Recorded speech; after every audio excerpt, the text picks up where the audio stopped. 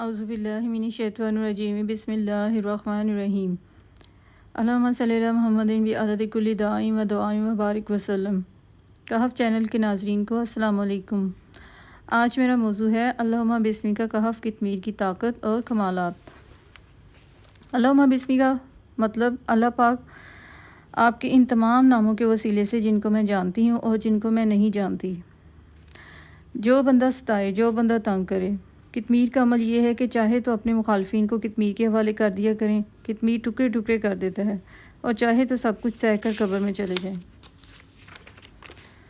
جب ہم پڑھتے ہیں اللہم بسمی کا کہف قطمیر، تو اس میں یہ ہے کہ کائنات کے راز قطمیر کے ساتھ ہیں۔ آپ اصل میں قطمیر کو کہتے ہیں جادو آئے گا، جنات آئیں گے، حاسد آئیں گے، حسد آئے گا، دشمن آئے گا یا دشمنی آئے گی، بیماریاں، تکلیفیں، بلائیں آئیں گی، کسی بھی نام سے وبائیں آئیں گی، تو خیال کرنا ہمارا ارد گرد پہرا دینا۔ ہم قطمیر سے یہ کہہ رہے ہیں کہ ہمارا خیال کرنا، ہمارے ارد گرد پہرا دینا۔ اور اصحاب کہف سے ہم کہتے ہیں کہ ہماری یہ دعا کرتے رہیں، شفقت کا ہاتھ رکھیں۔ اور اللہم بسمی کا تو مطلب ہے مولا سب کچھ تو ہی تو ہے۔ جب کبھی کوئی دشمن سانپوں جیسا ہو یا سانپوں سے بچنا ہو تو بولیں کہف قطمیر، انوکھی حفاظت ہوگی۔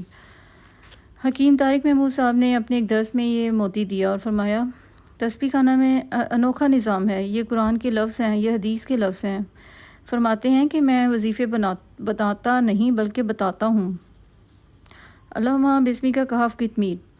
اللہم بسمی کا کہف قطمیر کے بارے میں آپ فرماتے ہیں کہ جادو جنات کے لیے تو یہ ننگی تلوار ہے، جناتی اور شیطانی چیزوں کے خلاف حفاظت کا مضبوط قلعہ ہے۔